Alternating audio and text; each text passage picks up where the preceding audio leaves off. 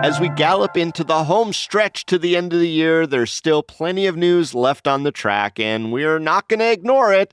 So welcome to our Friday News Roundup. Today on CityCast Las Vegas, I'm with List.Vegas editor Andrew Corrali and my co-host Sarah Lohman, and we're going to cover the superstar football coach at UNLV packing his bags quickly upon the end of the season, the newest twists in the sad case of Reba the Bulldog, and why Nevada's long-abandoned mines might finally be getting some needed fixing. It's Friday, December 13th. I'm Dayvid Figler, and here's what Las Vegas is talking about.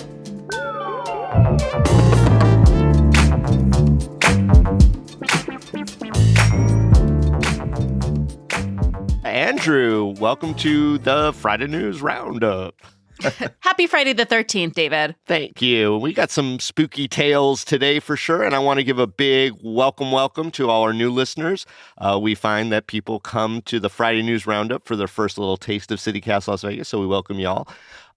We do usually start with a hot headline. Hot headline! Is that my cue? Thank you so very much. That's kind of the new shtick. I like it. That's way better than any kind of theme song. Yeah. All right. So the hot headline this week in the city is coming to us from NBC News, who did a really big long-form story.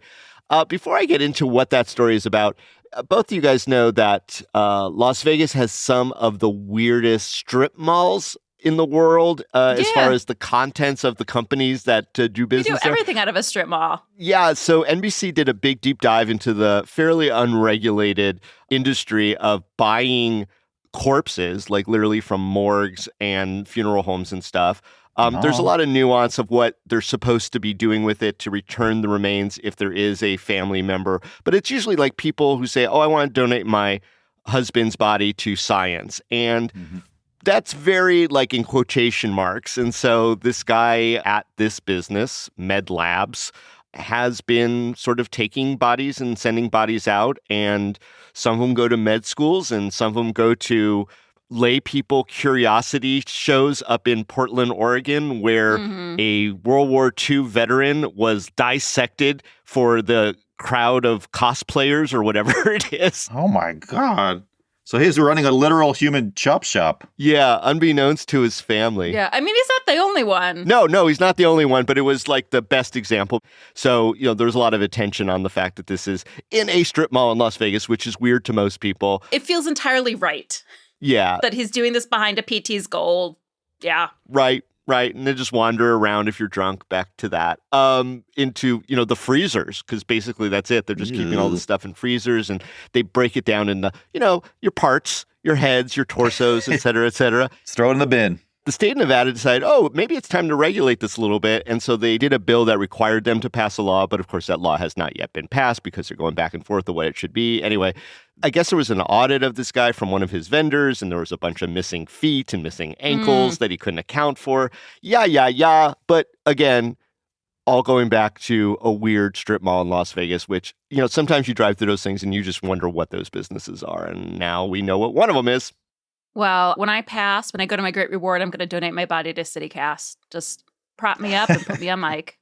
Wow. Yeah, the image, very potent. Sarah Lohman laying in state for CityCast Las Vegas. Remarkable. All right, y'all, let's move into the actual meaty stories. That was pretty meaty of the week. Andrew, UNLV football, long-suffering program, has had some highlights over the year, but has never been ranked, never been a contender for the national championship under the guidance, of UNLV football coach Barry Odom. They had a great season, almost made it to the end, but boy, made everybody proud. And now the season is over, and he says, I am out of here for more money at Purdue.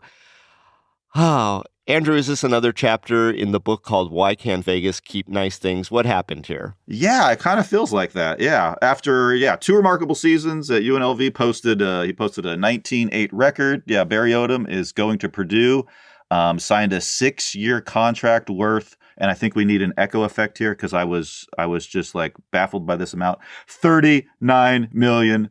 Dollars. I did my own. $39 million. $39 million contract. Yeah, pretty wild. What was he getting at UNLV? I think it was getting like $2 million a year or something like that. But Purdue offered all these incentives and bonuses and all these contractual fine printy things, and so big money. And and I first want to sort of frame this because I am just kind of a non-sports person who admittedly has only the most ambient, vague awareness that college football exists. And so I kind of want to frame this in a personal anecdote. And on First Friday, I was having dinner at Main Street Provisions, one of my favorite restaurants, and I was at the bar. And it was really weird because the bar was pretty crowded and people were watching the TV with, rapt attention. And it was the UNLV football game against Boise, the Mountain West Championship game. Yeah. And I was like, the fact that the football game, just pierced my stubbornly insular bubble world that is not into sports at all, I think says something about what Odom brought to UNLV. And people were watching the game with much interest. They were cheering it on. And I was like, I didn't even know that UNLV football was a thing. And so, Odom, deserves credit for giving us a sort of breathtaking brush with relevance that, UNLV could actually do something in college football. But yeah, after 2 seasons, Purdue offered him a big chunk of money. And it feels like just when we're getting, some good momentum, Lucy pulled the football away from us. And I feels like here we are again. Las Vegas has inspired me to be more engaged with sports because I love Vegas's love of sports. I've talked about before how I love our support of our WNBA team and our hockey team. We love those teams like no other city does. And so I think it's really exciting to have our little college, our college, competing at these levels. I think it's really cool. Yeah, and I felt the excitement. College sports resonates with me more because it's actually kids who either grew up here or who want to be in Las Vegas or who potentially can stay in Las Vegas. So it is nice when a local sports team, whether it's college or even high school, does well. I guess there's a point of pride there, even if I, don't typically follow it, but I do follow it like a lot of people, bandwagon-wise, when the teams are winning. And yet, like you said, Andrew, UNLV has always been known as a basketball program in the glory years of Tarkanian. Yeah, exactly. That's what I think of when I think UNLV sports. And we've had some really good football players come out of Las Vegas, such as, Hall of Fame quarterback Randall Cunningham. And Icky Woods, I think, is somebody who came out of UNLV football. But the bottom line is that the team has never been particularly great. And this year they were indeed great, only eclipsed by Boise. As is their dance team, by the way. Their football dance team is incredible, too. Yeah, which you love. You love them, Sarah. I do love them. Yeah. I'm sorry. I'm so filled with optimism and joy today, you guys. I guess I'll tone it down. So does it seem like Odom was the main reason for UNLV's unprecedented success? I mean, it really seems that way. And, according to the, all the info that I've grokked, he was respected because he had a, strong offensive capability. He definitely improved the team's record. But I really like what you said, Dayvid, because, college sports feels more real to people as locals of whatever city they're in. Because, there's like this kind of homegrown element. But I think this situation also reflects that nowadays, more than ever, college sports is, it's a money game, right? Oh, for sure. And I think someone asked athletic director Eric Harper about what can you do about that kind of thing? And he sort of laughed and he says, you can't fight deep pockets, right? And was scrolling through the Reddits and, kind of tasting some of the wailing and gnashing that was going on over him being hired away. And, one consensus is that UNLV is going to be kind of a stepping stone farm football program until some of those broader dynamics change in terms of money and, things like that. So the consensus seems to be that this is kind of sad and unfortunate, but also ultimately sort of cyclical, right? And I went on Wikipedia and looked up the history of coaches, and we've had 13 coaches since the college football season in 1968. And I calculated they stay an average of 3.5 to 4 seasons. And so this turnover is not shocking or new. Yeah, right, exactly. And another thing that's going to happen too that doesn't, make me very optimistic about the program going forward is what happens in these situations too is these coaches, they themselves become, magnets, and they will take talent with them. And my understanding is that his son, Garrett Odom, who had committed to UNLV, is now recommitting to Purdue. Linebacker Parker Meese is going to, migrate with Odom to Purdue. Yeah. And so, that's going to happen as well. And so I do feel like, it's like 2 steps forward, 1 step back kind of thing. Is that a football thing? I don't even know. Yeah, probably. I don't know. A penalty. Yeah. Earlier in the season, for money reasons, it seems that our starting quarterback put himself into the transfer portal just after a few games. And the city really turned on that kid. Very upset that there would be the audacity to do that, when and how it was done. Are we seeing the same kind of feels against Odom? Sarah, you think it's going to be a little more forgiving because of what Andrew's talked about? I don't know. And I think we've gotten to a point where we're more forgiving of the quarterback too. I think for me, this just puts into perspective the anxieties that the two of you have expressed about me staying within Las Vegas since I'm a relative newcomer. And I was like, why is everyone so stressed out? Like, you kept asking me if I was going to stay. Now I get it. Because people come into Las Vegas as a stepping stone, but they don't commit to the community. So it's just all making sense for me. I'm here, guys. It does sort of hit into that part of our heart when we lose something that we finally really start to like and love. And that is kind of a part of Vegas culture. And I don't know why that is. It's like, we're a good place. People should want to stay here. But alas, farewell, UNLV football coach Barry Odom. We hardly knew ye, but we appreciate what you did while you were here. And just as Barry Odom is out, it looks like we already are in talks with the new coach. CBS News is reporting that Dan Mullen, the former Florida and Mississippi State coach who's been out of the game for a little bit, is coming back in for UNLV, enticed by those lucrative name, image, and likeness budgets. So good luck to UNLV and its probable new coach, Dan Mullen. All right, today is the penultimate day of our year-end membership campaign, and it's also one of your last chances to snag our exclusive CityCast Las Vegas tote bag. Come on, head on over to membership.citycast.fm to snag yours now.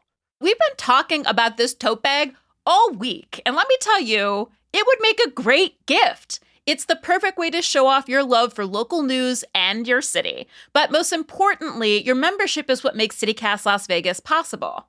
I love a branded tote bag. It's so nice to be able to share what you care about. And here's the deal. Local journalism, like what we do here at CityCast Las Vegas, does not happen without support from listeners like you.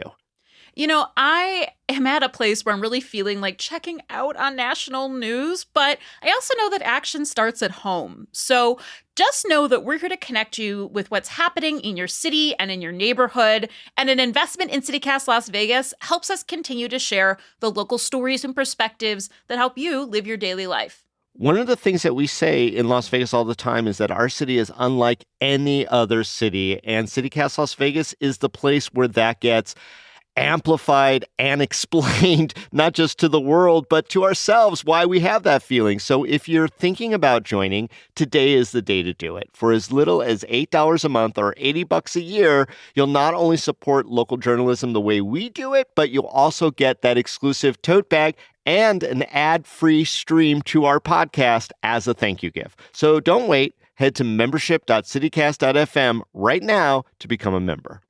Let's move on to the next topic. Sarah, the sad saga of Reba the Bulldog. I'm sorry that this is your story because I know you're such a big animal lover, but this one has pulled a lot of heartstrings. Yeah. Now there have been some arrests.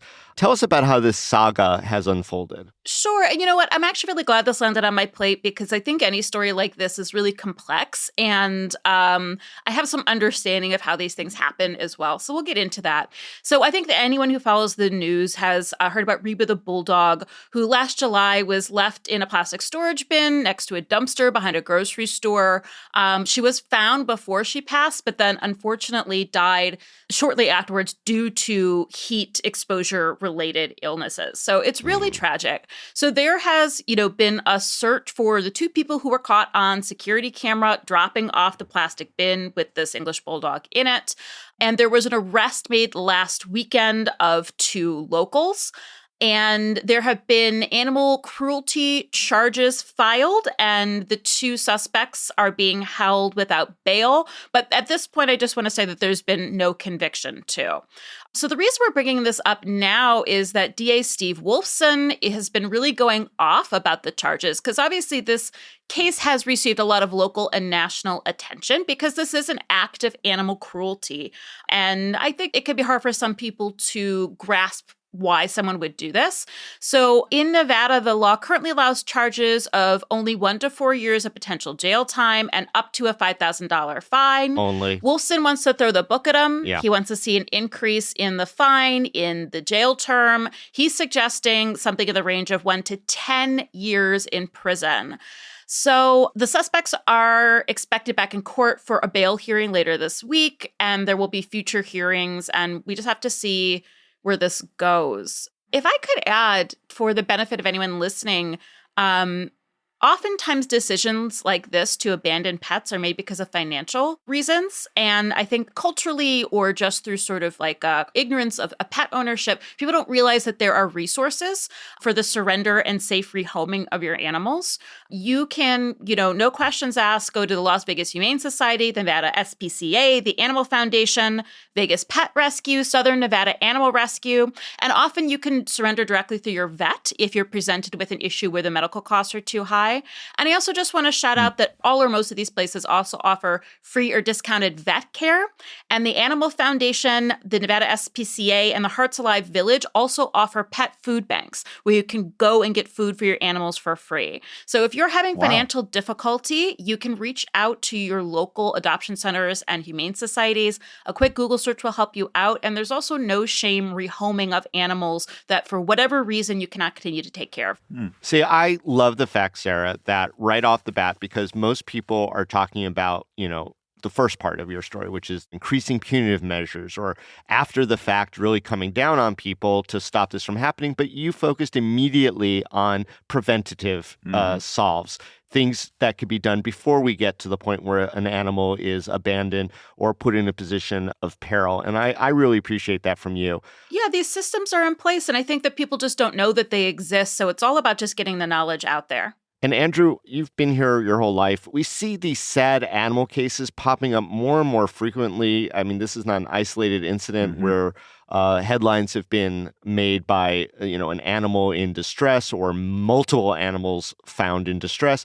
Do you think Las Vegas has more of a problem with this than most cities? I mean, I don't necessarily have any statistics at hand, but it would seem to me, given that, just like as we were talking, Las Vegas is a very transient place on many different levels, right? Not just coaches moving on, but people coming to town and moving on. So I would imagine that there are a lot of pets who basically fall prey to the transient nature of Las Vegas, right? You move, you can't take the animal with you. Yeah, exactly. And you have people moving here in precarious financial situations, looking for a second chance, establishing a base here, and then when they have to move on, their pets are going to be the first beings to suffer. One thing, and I think you're going to talk about this, Dayvid, is Wolfson's shouting about how this should be much more punitive and tough. Is that like sort of tough guy law posturing kind of deal? Because Wolfson doesn't seem to me to have a reputation for necessarily being like, tough on crime. So I found his postured outrage a little sus.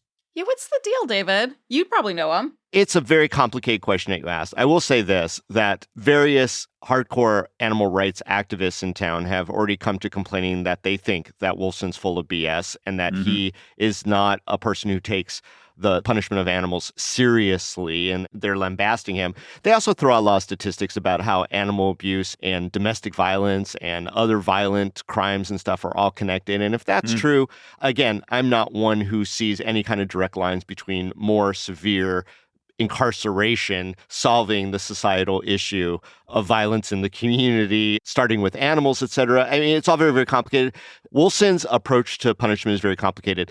This is the same district attorney's office that has one of the highest death penalty seeking rates in the country. This is also one of the district attorney's offices that charges murder for drug sales if the person overdoses. This is the same district attorney's office that just sought, 26 years in prison for the guy who jumped over the bench and bruised a judge for about a minute, and she was fine. So, it really is a case-by-case kind of thing. But no, I think that they can be very tough over there. Maybe my unhealthy reaction to this story and seeing that they're going to put these suspects in jail for up to 10 years was that, we rarely see people who commit sexual assault even do any jail time or even brought before a judge in the first place. There are so little punishments for sexual assault, sexual battery, domestic battery, and even murder. People will walk free if this is their domestic partner.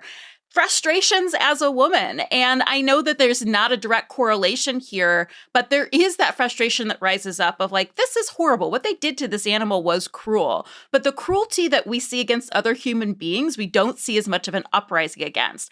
And it's something I've thought about a lot. It's a tragedy of the human condition, perhaps. We see pets as children, as innocents, and that's part of it too.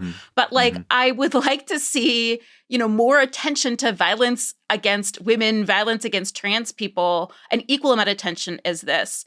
That being said, I recently trapped a cat that was dumped in my neighborhood and started showing up in my backyard. I was lucky that I knew what to do. You can rent traps from your local humane societies and animal control.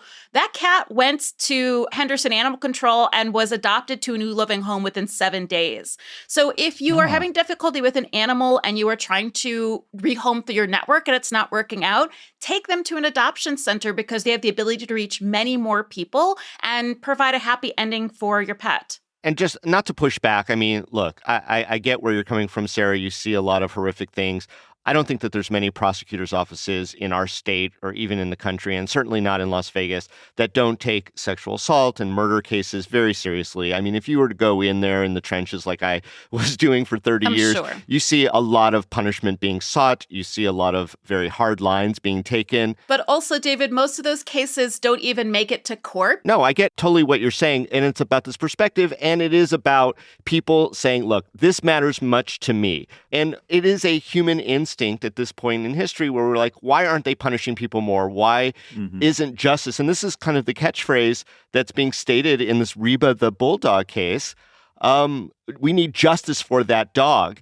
And, justice is a code word here for make people suffer in prison for a really long time. Retribution. And in addition to a lot of the reasons why I think, these cases do pop up in Las Vegas, and Andrew, I think you articulated it very well, is that there's often a great deal of mental illness in there. And we know that mental illness is not, a priority in our community, the treatment thereof.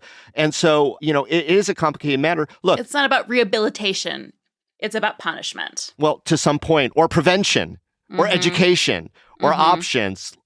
Like, we're having the thoughtful conversation about it, but even in this group of us, and I tell you, I would be the same as you, Sarah, if it was something that was as important to me, why aren't we punishing people more? And that is just a really rough way to look at our society when we want to stop animals, because I think we all agree we want to stop animals from being harmed or being put in harm's way. And so, it's an interesting conversation, but this is going to come to a fever pitch. The animal rights activists are attacking Wolfson for not being hard enough. Wolfson's coming out, and he may seek higher office and whatever to show that he is tough and wants to be tougher. And meanwhile, I don't know what the 4 years in prison that are currently available, which, by the way, is a boost up from the previous legislative sessions, does to save doggies like Reba, who we all fell in love with, just a cutie pie. Hey, everybody, take some time today and donate some money or some hours to your local humane society or animal shelter. Yeah. I think in a lot of ways that Good is way the to end best this. medicine to fix things moving forward. All right, let's move on to the last topic. This one's mine. Oh, boy. This one is mine. That was a pun. This one is mine. You didn't even know it. That took me a minute. Yeah. There are abandoned mines all over this country. There's millions of them. And they're dangerous for a lot of different reasons. People can accidentally happen upon them because I think when people think of mines, they think of these big, open area with the wood sort of arches and you kind of go down on a track, et cetera. Some of them are like that. Yeah. But a mine could be really anything. I mean, people were in a frenzy when the gold rush and the silver rush and all the various minerals, it could just be a hole in the ground that somebody was rooting around in, and they left this where it is now a hazard for people walking around. Anyway, the old mines in Las Vegas go way back. The first abandoned mine in Nevada occurred from historical records in 1857, the Potosi Lead Mine, which is 30 miles southwest of Las Vegas. Anyway, of all the states, no surprise, Nevada has the most abandoned mine areas, like almost 200,000 of them across the state, which is just mind-blowing. We're number one. But again, it's all different shapes and sizes and things. So Congress has finally taken action. It's taken forever, but in a bipartisan bill called the Good Samaritan Remediation of Abandoned Hard Rock Mines Act of 2024, which Joe Biden's about to sign. finally, good Samaritans, nonprofits and government organizations and whoever else has an interest in cleaning up these mines can kind of do it a little more expeditiously. Previously, there was so much red tape and so much liability, et cetera, that everyone was just kind of staying away from these areas and not fixing them up, and they were remaining these kind of physical and environmental hazards. So this new bill, anticipated to be signed by Joe Biden, is going to clear the way for people to kind of get in there and do stuff. And this is really important because not until the 1980s was there any sort of program in place on how to properly shut down a mine. So if you are out there mining and you decide, oh, this isn't worth pursuing any further, you just kind of walked away. And in the 1980s in Nevada, they kind of had a abandoned mine lands program where you had to kind of shut it down responsibly, but that still leaves all these other things. So all that said, that's why it's taken so long to address this issue. So many problems with mines. Have you ever encountered an abandoned mine, Sarah or Andrew, in Las Vegas or in Nevada? Oh, sure. They're everywhere. Like anytime you go for a hike here and there, you'll see an abandoned mine. There's one over by the Wash. There's one when I went to that town that was under Lake Mead and it's not under Lake Mead anymore. St. Thomas, yeah. St. Thomas, that's you just like see them around. It takes a little while. Like again, as a newbie, I was like, what is that? But yeah, if you just see a big hole, someone probably tried to find some metal in it. And some of the residue that kind of lingers, things like arsenic in the soil and just things that could sort of rise to your nose level if you disturb some of that dust because of the process of trying to get all those minerals out. It could be really, really bad. Don't bust the crust. I don't go near them. You don't fuck around with mines. No, I assume they are full of coyotes. And ghosts. That is my very practical assumption. That makes me more attracted to mines. No, like usually in front of the cliffside holes, there's just like so much coyote poop. So it's just full of coyotes and zombies. I'm not going in there. Are you crazy? And zombies too. Zombies, ghosts, and coyotes. What's more frightening to you out of a mine, Andrew? Those things or something else? Oh, I would be so deliciously spooked out to just see a torrent of coyotes, zombies, and ghosts just flying out of a mine right in my face. But yeah, to Sarah's point, I went camping with my dad in the 80s in central Nevada, and we were walking to a fishing hole. And I remember seeing this big gaping hole off the trail in the ground. And of course, as a teenager, I'm just magnetized by the sight of this thing. It was a big hole in the ground, And my dad's attractive like, nuisance. Right, exactly. And he's like, whoa, chill out. That's a mine. And to Sarah's point, mines do not look like the big wood frame thing with a pick and a shovel standing outside of it. It's just a lot of big ass holes in the Nevada desert. They do beckon for sure. Yeah, right. The call of the void, right there. Yeah. And but it's cool that this Good Samaritan bill is going to encourage volunteer groups and nonprofits and stuff to clean up these mines. But I guess my question is why not make it the responsibility of the mining companies that dug the hole in the first place to actually remediate these things? This also could have been some guy. Some of them are just done by some guy in the 1870s. Yeah, I mean, they'd have to reanimate a lot of corpses in graveyards all over. Maybe the body parts guy could come and lend a hand. Well, it's a little too late for the Henderson residents who will be moving into their homes sometime in the future upon the abandoned Three Kids mine. What the heck is that about? That was actually a big operation, and there were a lot of residents who were very concerned that they were building housing atop possibly a toxic area where there was a lot of mining done. Yeah, rightfully so. Yeah. Lead, yeah. But it's moving forward because, development above all. Okay. Yeah. We like to have a little fun with our third topic usually. And while, this is a little dire, mine safety, I think we could turn this around. What else has Las Vegas been deferring in cleaning up? What other Good Samaritan acts would we like to see to clean up something that needs a clean in our city? Sarah or Andrew? We got to clean up Andrew Corrali's act, for sure. It's gone on for too long. Dang, I'm being called out. I would love it if there was just a torrent of Dawn soap enriched hot water just scouring Fremont Street, but then have a big gigantic bucket at the end just to see what you collect, So I think Fremont Street is definitely due for a good satisfying power washing. You want to do surface mining on Fremont Street. Yeah, that's interesting. I like that it's specifically dawn, like it's a little duck in an oil spill, you know? Yeah. That I imagine you would find a lot of interesting unguents coming off of Fremont Street with the proper cleaning. So well, and I think you went to Fremont Street because it's been in such disarray for so long that, there's probably a lot of guck and grime. Yeah, but charming disarray. I've been seeing a lot of photos coming out recently that the Strip is getting to that level and it's just gathering garbage all over on the walkways and on the sidewalks and in every nook and cranny. There's just a bunch of stuff. It used to just be those little cards that the guys would hand out to try to entice you, the slappers to get you to call up an escort or something.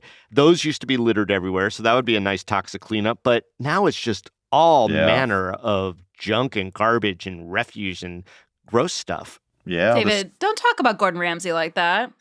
Oh, boy. We're going to get letters. Yeah, the Strip is basically a big mine of jank. All right. So the mines, Fremont Street Experience, and the Strip, the most important places in all of Las Vegas, gaming and mining. That makes sense. All right. Well, this has been an interesting Friday News Roundup, my friends. Always. I look forward to the next one. Sarah and Andrew, thanks for joining us today. My pleasure. Thank you.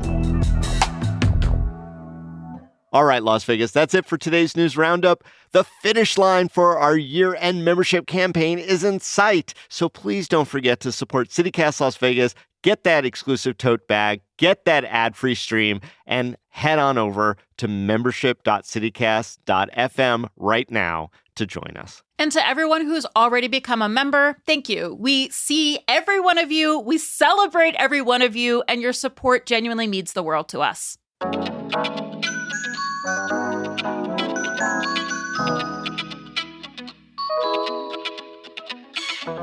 And that's all for today here on CityCast Las Vegas. Our interim executive producer is Layla Muhammad. Our producers this week were Myron Kaplan and Selena Say Reynolds. Our newsletter editor is Rob Kaczorys, and our hosts are Sarah Lohman and me, Dayvid Figler. Music is by OG Moose, Epidemic Sound, and All the Kimonos. We record this show on the traditional homelands of the Nuwuvi, the Southern Paiute people.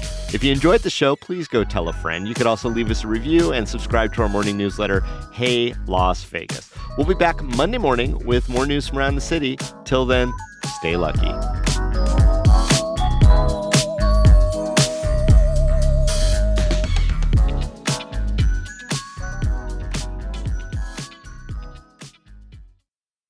You know what else is back there? Probably some its, There's some its back there, too. Like the spooky clown spider people. Oh, you mean like the clown? Yeah.